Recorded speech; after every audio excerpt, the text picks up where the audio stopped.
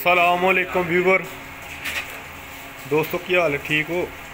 तो हमेशा छोटी जी रिक्वेस्ट कर दी, चैनल सबसक्राइब करो, लाइक करो, कमेंट्स करो, शेयर करना ना भुलिया करो। अच्छा, देखते पे हो अज का साडा कंस्ट्रक्शन विलॉग्स के प्लस्तर के दौरान रेत छान के लाया करो। देखो कितना गंद विच आ रहा। तो छोटिया छोटिया लकड़ा होंदियां ने निक्कियां निक्कियां, वो फिर जो प्लस्तर का कोई टाइम लंघदा है ना, लकड़ा खुरना शुरू हो जांदियां ते प्लस्तर खराब होना शुरू हो जाता है। लिहाजा अच्छे तरीके नाल रेत नूं छान के लगाओ, प्लस्तर सोहना निकलदा।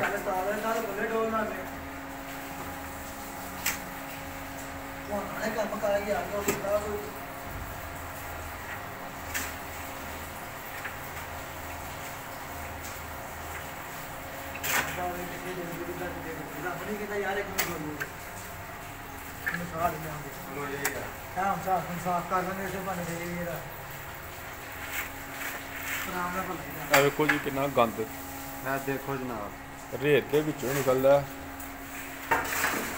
बिल्कुल साफ हो जाती रेत। वेख लो गंद भी जनाब। अच्छे तरीके नाल रेत नूं छान के लाया करो, फिर प्लस्तर साफ निकल जाए।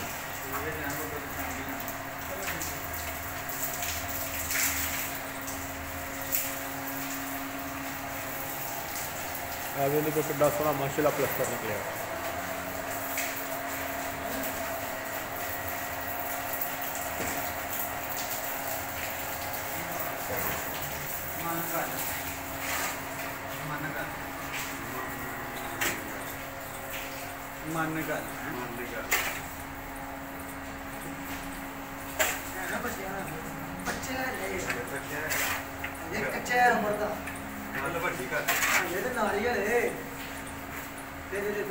जाली जी बाजार तो मिल जाती है 2 नंबर 3 नंबर, तो मंगा के जाली ते आप ही भी मिस्त्री बना लेंगे घर भी होंदा।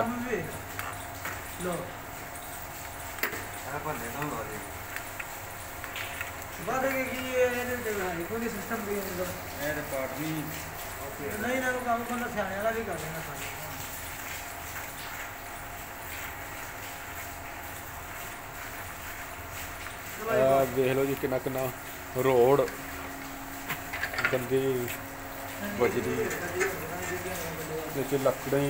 लकड़ियां होंदियां ने विच निक्कियां निक्कियां दरिया दे रेत होए।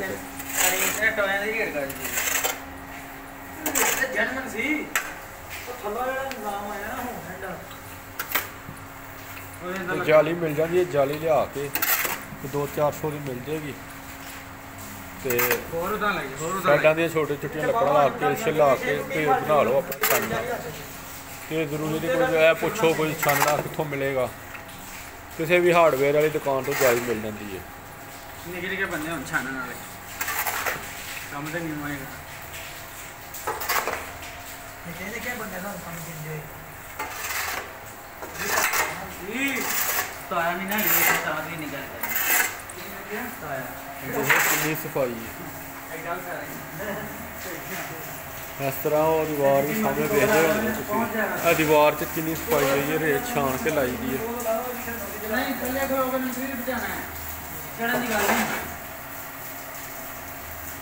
तराई हो रही है। साडा मॉर्निंग टाइम है, काम शुरू हो गया, बस कला साला बन गया, तैयार हो गया।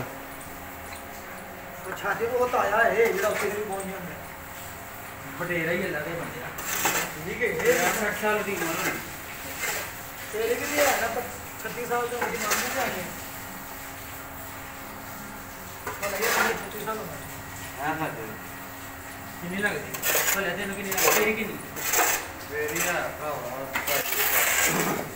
मैं कतिए लगा छतिए नहीं कतिए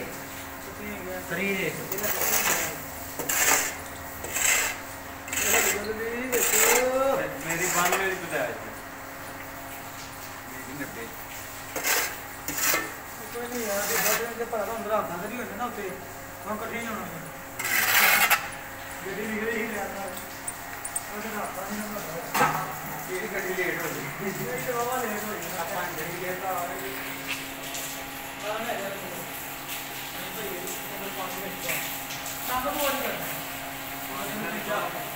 ਦੋਸਤੋ ਚੈਨਲ ਨੂੰ ਸਬਸਕ੍ਰਾइब करो ताकि ਤੁਹਾਡੇ तक वीडियो ਸਾਡੀਆਂ ਪਹੁੰਚਦੀਆਂ ਰਹਿਣ ਤੇ ਇਹ ਨਾਲ ਕਰਾਈ ਹੋ ਰਹੀ ਹੈ ਇਹ ਪਿੱਛੋਂ ਆਲਰੇਡੀ ਕਿਸੇ ਨੇ ਠੀਕ ਕੀਤੀ ਇਹ ਦੇਖੋ ਪਲਸਟਰ ਦੀ ਸਫਾਈ ਦੇਖਿਆ ਜਰਾ ਹਾਂਜੀ ਆਹੋ ਰੱਖਣਾ